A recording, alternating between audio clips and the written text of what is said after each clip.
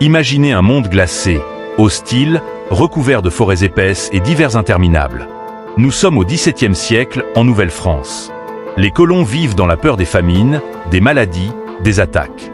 Montréal n'est encore qu'un poste avancé fragile, un pari fou contre la nature et contre le temps. Et dans ce décor impitoyable, une femme décide de tout quitter pour traverser l'océan et bâtir quelque chose d'encore plus fou, une école.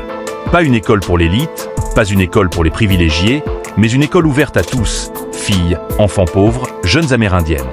Cette femme, c'est Marguerite Bourgeoys. Son histoire commence à Troyes, en France, où elle naît en 1620. Elle aurait pu mener une vie tranquille. Mais un appel intérieur la pousse ailleurs. À une époque où les femmes étaient presque toujours contraintes à deux choix, le mariage ou le cloître, elle choisit une troisième voie, l'action. Quand Paul de Chaumedet de Maisonneuve, fondateur de Montréal, revient en France pour chercher des colons, elle entend parler de cette terre lointaine, dure, mais pleine d'espérance.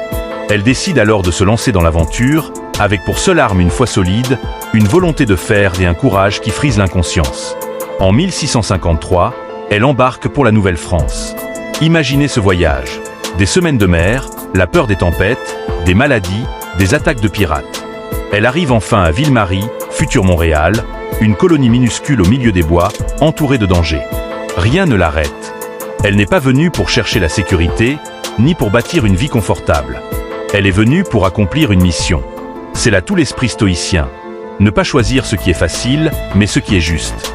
En 1658, elle fonde la première école de Montréal. Dans une petite étable donnée par Maisonneuve, elle rassemble les enfants. Imaginez la scène.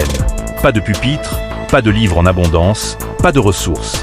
Juste une femme et sa détermination à transmettre le savoir. Elle apprend aux filles à lire, à écrire, mais aussi à tisser, à coudre, à gérer une maison. Elle prépare les enfants à survivre dans une colonie où chaque compétence peut faire la différence entre la vie et la mort. Mais le plus remarquable, c'est qu'elle ne se limite pas aux colons français. Elle ouvre son école aussi aux jeunes amérindiennes. À une époque où les cultures s'affrontent et se méfient, elle ose construire des ponts. Elle choisit l'éducation comme arme contre l'ignorance et la peur. Voilà encore une leçon stoïcienne. Se concentrer non sur les divisions, mais sur ce que l'on peut réellement changer. Ici, donner aux enfants une chance de s'élever. La vie en Nouvelle-France n'était pas tendre. Les hivers tuaient. Les récoltes échouaient. Les guerres avec les Iroquois faisaient rage. Marguerite aurait pu repartir, chercher refuge en Europe. Mais non, elle reste. Chaque difficulté devient une épreuve à affronter. Chaque revers, une opportunité de montrer sa constance. Les stoïciens disent que ce n'est pas dans le confort que l'on forge la vertu, mais dans la tempête. Marguerite Bourgeoys en est la preuve vivante. Elle crée en 1659 la Congrégation de Notre-Dame, une communauté de femmes qui choisissent de ne pas être cloîtrées. C'était une révolution.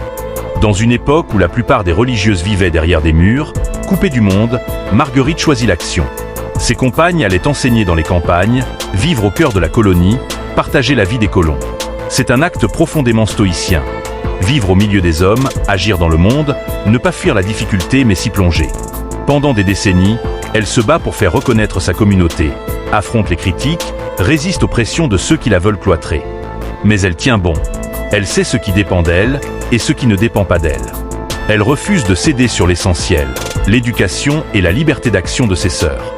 Elle agit avec patience, constance et courage. Quand on regarde sa vie, on se rend compte que Marguerite Bourgeoys n'a pas seulement fondé une école. Elle a planté une graine d'espérance, une graine de savoir. Une graine qui allait grandir et transformer Montréal, le Québec et plus tard, le Canada tout entier. Son œuvre traverse les siècles. En 1982, elle est canonisée, devenant la première sainte canadienne. Mais au-delà de la sainteté, ce qu'elle incarne, c'est l'esprit stoïcien appliqué à la vie. Persévérer malgré l'adversité, garder le cap de sa mission, agir avec courage et humilité. Sa vie nous rappelle une chose. On n'a pas besoin de conditions idéales pour accomplir de grandes choses. On a besoin de volonté, de constance, de vision. Comme Marc Aurèle le disait, ce n'est pas ce qui t'arrive qui compte, mais la manière dont tu y réagis. Marguerite Bourgeoys, dans le froid de la Nouvelle-France, au milieu des épreuves, a choisi de répondre par l'action, par l'éducation, par la lumière. Aujourd'hui, son exemple est un appel pour nous. Peu importe nos difficultés, peu importe le manque de ressources, peu importe les obstacles, nous pouvons toujours agir là où nous sommes, avec ce que nous avons. C'est cela, le vrai stoïcisme. Et c'est ce que Marguerite Bourgeoys a incarné toute sa vie.